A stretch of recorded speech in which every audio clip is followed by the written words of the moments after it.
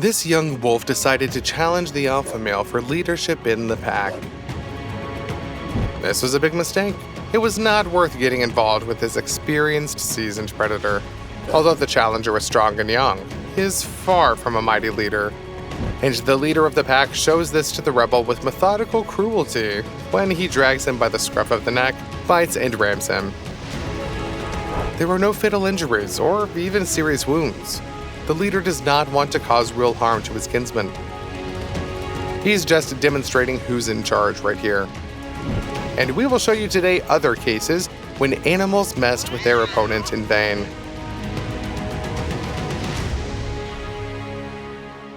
When the buffalo disturbed an aggressive elephant, it made a fatal mistake. An enraged giant weighing about 5 tons pounced on the bull and rammed it like a locomotive. The ram crushed the ungulate, but the elephant did not stop. He fell on top of the buffalo, then easily and effortlessly lifted the half-ton opponent with his trunk. Of course, the bull is 10 times lighter, but it's still impressive, don't you agree? Then the elephant threw the opponent to the ground and began methodically and brutally trampling him into the dust. The bull's pretty pathetic, isn't it? One can only wonder how he provoked such behavior of usually peaceful elephants. Most likely, he threatened young individuals. For the sake of protecting the family, kind giants can turn into formidable monsters. A huge tiger came out of the thicket and saw a rival on its territory. Just to look at how impressively the mighty male comes out to fight, he decided to teach the enemy a lesson who is lying on the ground and does not seem particularly formidable. The stranger does not cause the larger tiger any fears.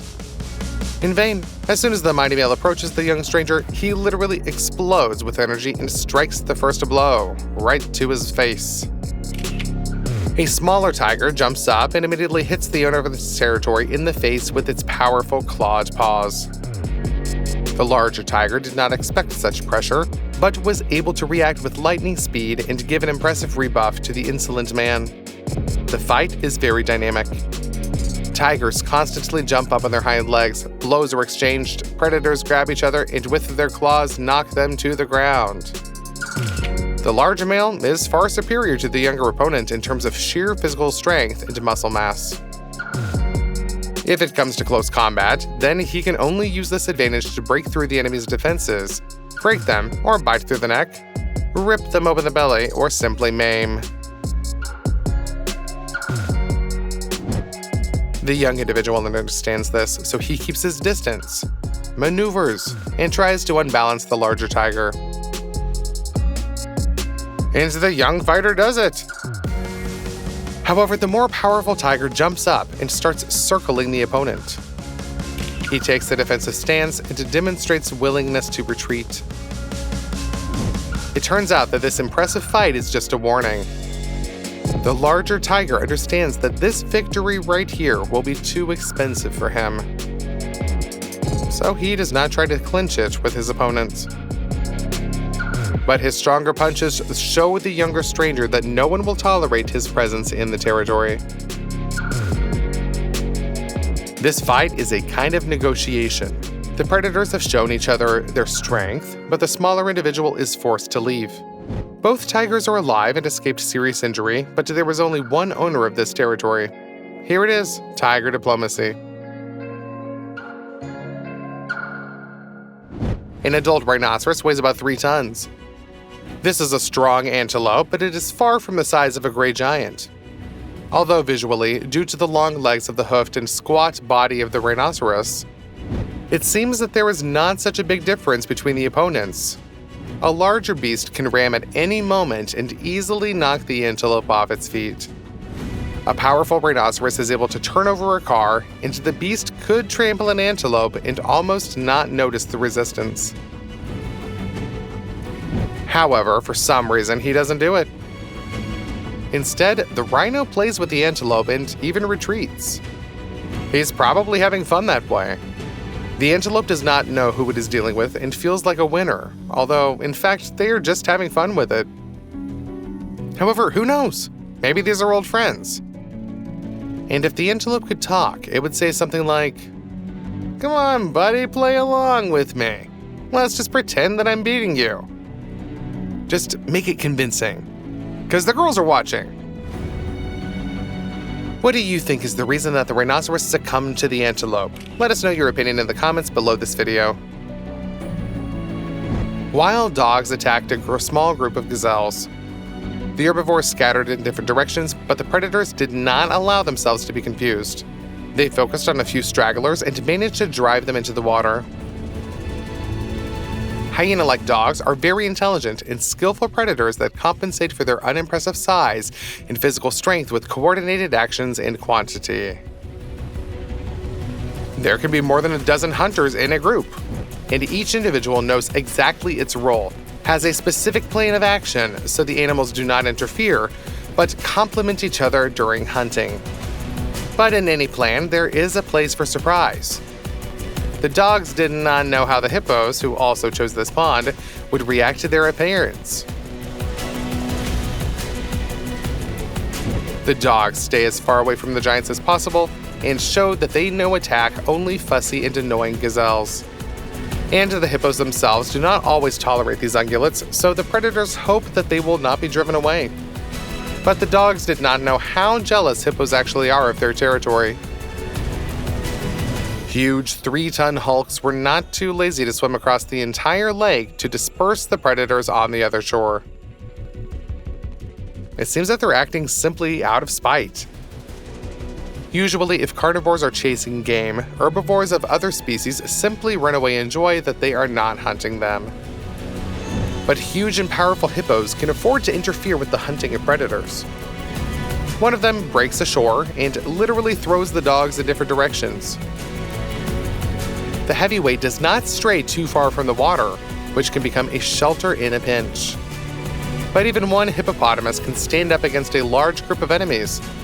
So the hippopotamus runs to the dogs to intimidate them and to teach them a lesson, and then quickly returns home. The dogs are distracted by the hippopotamus, which is simply impossible to ignore. This gives the ungulate a chance to escape. It's a shame, isn't it? This behavior of hippos came as an unpleasant surprise to the dogs. But if you think that it helped the gazelles, then you're mistaken. Hyenas were watching the whole situation from afar. These cunning animals understood that it was better not to approach the reservoir so as not to tease the hippos with their presence. Therefore, the hyenas ambushed nearby and were able to repel the wild dogs into the captured gazelle. The pack of spotted scavengers is much less numerous than that of dogs. However, each hyena is twice as large and has a much stronger bite. A successful hunt is not only the one that results in a carnivorous animal having lunch, but also the one after which it is alive and well. The dogs were not going to turn the pursuit of gazelles into a war with hyenas and retreated, especially since several more ungulates were nearby, and some of them remained in the water. There, the movement of fleet-footed animals is constrained, so one dog can dive into the pond to drive out a gazelle while the others will lie in wait for it on the shore. Finally, the dogs were lucky. The gazelle became exhausted, and the dog swimming in front of her was able not only to catch up with her near the shore, but also to grab her by the ears, pull her up to herself, and start drowning. Several more individuals rushed into the water so as not to be left without lunch for sure. And then something gurgled, just like in horror movies. The gazelle disappeared under the water as if it had been sucked into a whirlpool, and the dog, scared to a state of panic, swam as quickly as possible to its fellows. It's the hippopotamus again. Dogs did not expect such behavior from a vicious, aggressive, but still herbivorous animal. The treacherous giant swam up to the victims underwater and grabbed the gazelle with his jaws. It's just some kind of Shakespearean passion. So don't get yourself to anyone. The hippopotamus decided that he would not allow his pond to be turned into hunting grounds, and if the ungulate could not use his accidental help correctly, then now it will pay for its slowness. As a result, it was the hippopotamus that dealt with the gazelle just to take it away from the dogs. The disappearance of the ungulate underwater really scared the predators. The lesson has been learned, and now they won't come anywhere near here. They didn't expect this. It's also a good thing that they themselves survived after such adventures. An adult cheetah may seem larger than a leopard, but this would be a deceptive impression. It's just that the runner has long legs that increase his height at the withers, whereas leopards are used to sneaking up. In fact, cheetahs are strong, but rather light animals that are close to German shepherds in mass. Because of this, solitary cheetahs prey on Thompson's gazelles and other small-hoofed sprinters. Such animals as aggressive and powerful zebras are often no longer available to them and is a target for catching. Zebras kick very painfully and can break a cheetah's paw with a well-aimed blow or even damage its spine. However, zebras underestimated these cats in vain. The predators, instead of acting alone, have united into a clan that resembles a small pride of lions. All these cheetahs are relatives, brothers, sisters, and cousins. When they grew up, they did not separate, but stayed together to help each other and protect food. The zebras shouldn't have let this clan get so close. A group of predators made an attack and managed to scare off the entire herd. A short chase began. A zebra is much stronger than one cheetah and can trample it. However, the hunter who managed to catch the striped ungulate is supported and insured by relatives. They attacked the victim as soon as the leader of the group managed to stop her. While he was strangling the zebra, another cheetah blocked its legs. The rest are patrolling around. They protect their prey from external threats. For example, they are ready to repel an attack by hyenas. At the same time, the cats are ready to intercept the zebra if it still breaks out of its grip.